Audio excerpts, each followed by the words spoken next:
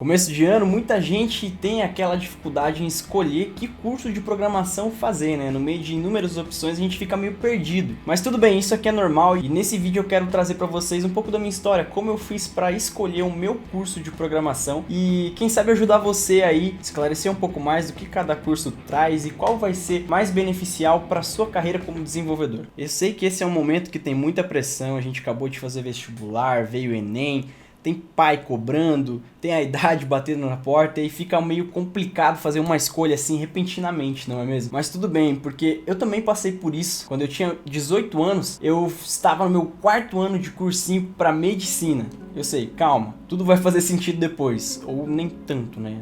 Nem para mim faz muito sentido.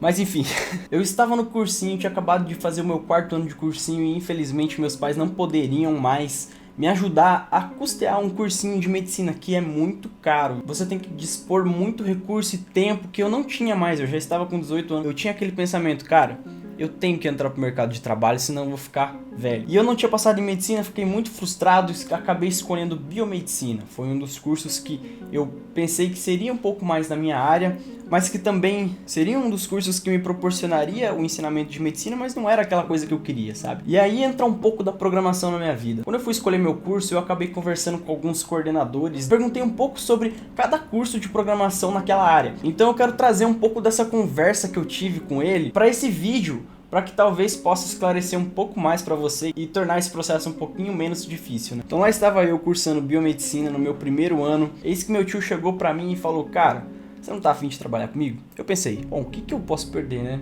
Vou ganhar dinheiro, vou trabalhar com ele e, aliás, eu tenho que pagar minha faculdade, então um emprego seria muito bom. Então eu aceitei trabalhar com meu tio na época, ele era professor na pós de aplicativos mobiles, de aplicativos móveis. Então eu comecei a fazer algumas traduções de material de programação para ele, eu não entendia nada do que eu tava fazendo. Eu olhava aquele monte de numerozinho e ficava, cara, o que é isso? Às vezes eu nem entendia o que eu tava traduzindo, eu simplesmente traduzia. E muitas vezes eu traduzia errado, porque tem termos que você não traduz na programação. E eu acabava cometendo esse erro várias e várias vezes até entender o que cada sintaxe estava falando, o que cada sintaxe significava naquela linguagem que eu estava traduzindo. Chegou um momento que eu comecei a pensar, cara, mas pra que serve tudo isso que eu tô traduzindo? Tô traduzindo isso o dia inteiro, tô fazendo isso o dia inteiro, pra que eu vou usar isso na minha carreira? E outra, eu vou ser um tradutor, eu vou trabalhar com tradução, eu vou ficar nesse mercado de traduzir as coisas, eu não quero isso pra minha vida. Então eu cheguei pro meu tio e falei, será que você pode me ensinar pra que serve essas coisas que eu tô fazendo? Aí ele falou pra mim, claro, pega aí esse projeto e faz pra mim essas telas de aplicativo. Eu fiquei tipo, tá, não sabia nada de programação, mal traduzia tudo errado porque eu não entendia. E agora eu tinha que fazer telas de aplicativo pra ele? Como assim? Uma coisa que me ajudou muito e que foi muito relevante pra mim naquele momento é que eu comecei a aprender Xamarin. E pra quem conhece o Xamarin, ele tem uma linguagem de marcação chamada XAML, o XAML, que na minha opinião, ela é muito prática para você aprender, ela é muito visível, você consegue escrever um pouco de código e já ver a sua aplicação funcionando. E aquilo me motivou demais a continuar progredindo, continuar fazendo telas e continuar estudando a programação. Então eu tava lá fazendo algumas telas, elas ficaram horríveis, eu vou até deixar umas imagens aqui das primeiras telas que eu fiz. Mas enfim, eu não me deixei desanimar, eu tava super empolgado com aquele momento e eu estava aproveitando demais os ensinamentos que eu estava recebendo. Tudo isso enquanto eu ainda estava cursando o curso de... Enquanto eu ainda estava cursando biomedicina. Era meio loucura, porque as duas áreas eu pensava que elas não tinham nada a ver. E é aí que eu me enganei. Porque no fundo, as duas são ciências e elas se comunicam e eu vou explicar o que eu fiz para unir essas duas áreas. Eis que no ano de 2020 chega um bichinho feio, nojento, que acabou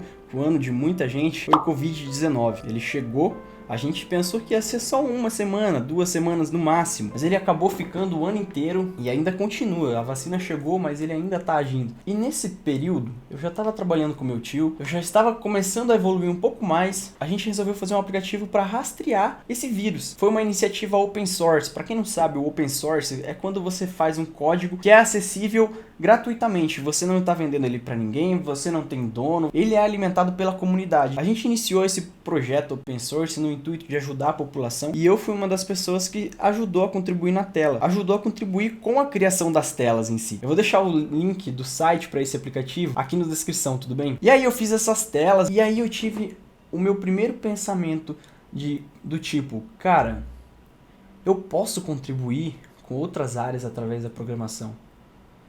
Eu não preciso ser especialista nas outras áreas para contribuir com elas. Então eu decidi trancar a faculdade de biomedicina e me dedicar totalmente na programação. A gente construiu aquele aplicativo, infelizmente ele não conseguiu ser publicado. A Apple lançou um aplicativo próprio deles, inserido no iPhone, e acabou matando o nosso aplicativo, mas a experiência de ter desenvolvido e participado desse projeto foi sensacional. Então a gente meio que acabou o aplicativo, mas eu saí com aquele pensamento de tipo, cara, eu pude contribuir com outras áreas, com a área que eu amava de paixão, que era a medicina, através da tecnologia. Então será que eu posso fazer isso com outras áreas também? Comecei a estudar programação mais a fundo. E eu percebi que por ter começado a programar na prática, sem ter conceitos, sem ter a base, sem ter um pouco daquela teoria que muita gente não gosta e que acha um pouco chato, eu me sentia prejudicado.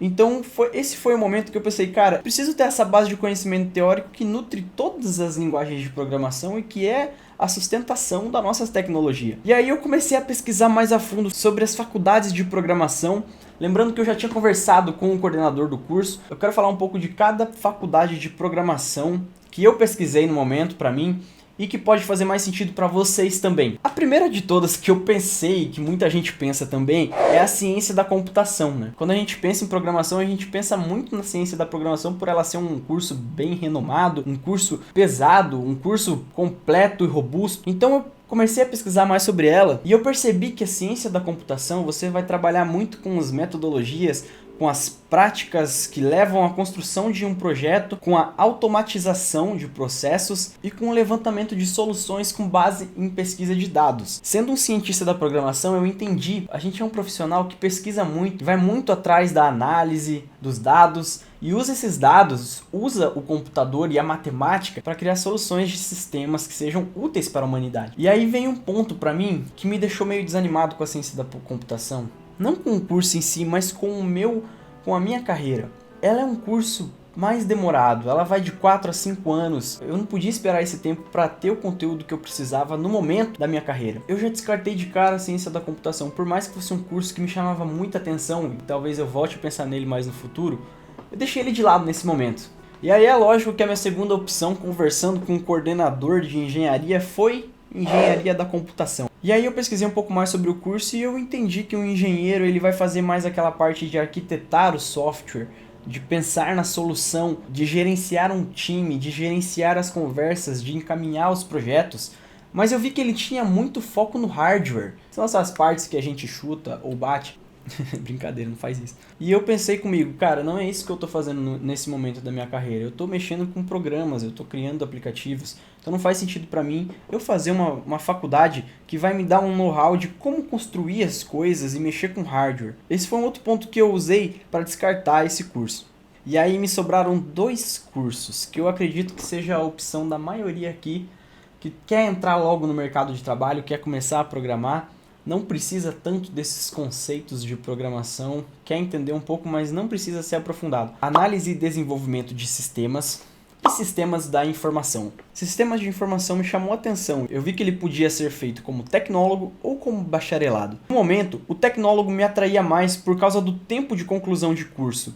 E nos meus estudos sobre o sistema de informação, eu entendi que ele é mais ou menos uma extensão de administração. Você vai usar dados de um sistema para entender melhor como funcionam os processos de uma empresa e gerenciar melhor através desses dados. E eu pensei comigo novamente, cara, não é isso que eu estou fazendo no momento. Eu estou programando aplicativos, eu preciso de conhecimento prático, mas eu também quero ter um pouco dessa base teórica. E o último curso que me sobrou foi análise e desenvolvimento de sistemas. Eu vi que era um tecnólogo também, ou seja, ele dura de 2 a 3 anos, dependendo da onde você faz. E eu optei pela modalidade também EAD, porque eu posso estudar de qualquer lugar que eu esteja. Eu sempre fui uma pessoa que gostou de estudar sozinho, que evoluía melhor estudando sozinho do que acompanhando o ritmo de outras pessoas. E aí eu comecei a entender mais o que um analista desenvolvedor faz. E eu percebi que ele era realmente focado na programação, no desenvolvimento de sistemas. Você até pode ter um pouco dessa arquitetura de software, mas não é tão o foco desse curso. Ele é muito mais elaborado para que você saia programando e metendo a mão na massa mesmo, sendo um programador. Percebi que esse era o curso que fazia sentido para mim no momento em que eu estava na minha carreira. Eu, como desenvolvedor de aplicativos, eu queria aperfeiçoar as minhas habilidades com a programação e com a linguagem que eu trabalhava. Então esse curso serviu muito bem para mim. Eu aprendi conceitos de base no início do curso. Eu ainda estou cursando, eu estou no segundo semestre de análise e desenvolvimento de sistemas. E o mais engraçado é que eu queria provar para mim mesmo que eu poderia ser capaz de sair da empresa do meu tio, aprender por conta e conseguir um emprego fora das asas dele. O que me levou a procurar oportunidades no mercado de trabalho, mesmo estando no segundo semestre de análise e desenvolvimento de sistemas. E uma das coisas mais importantes que me fez conseguir um emprego em outra empresa foi a minha habilidade de comunicar com as pessoas, porque eu sentia que muito desenvolvedor bom não sabe mostrar aquilo que está sendo feito ou não sabe comunicar aquilo que está impedindo ele de progredir com o conhecimento. Então eu foquei nesses pontos. Eu não tinha tantas habilidades técnicas, eu não tinha um diploma, eu não tinha nada de tão engrandecedor assim que me fizesse ser contratado por uma empresa. Então eu foquei nos pontos em que eu senti que desenvolvedores pecavam em se aperfeiçoar e fiquei muito bom nessa parte. Eu desenvolvi um bom perfil no LinkedIn, eu desenvolvi um bom currículo, eu pedi currículo dos meus amigos para analisar como eles faziam um currículo bom. Eu vi vídeos no YouTube de como aprender comunicação, de como transparecer autoridade pela internet. Eu assisti uma série de coisas que me levavam a me apresentar como uma pessoa melhor e uma pessoa muito comunicável. E eu acredito que nós, como programadores, não devemos saber só escrever códigos e ser máquinas de escrever códigos. A gente precisa ter aquele raciocínio humano de bolar estratégias para que as nossas soluções sejam de fácil implementação e não causem atrito com os seus clientes. A decidir qual curso eu iria fazer, esses foram os pontos que me ajudaram a decidir qual curso eu iria fazer com base na minha carreira.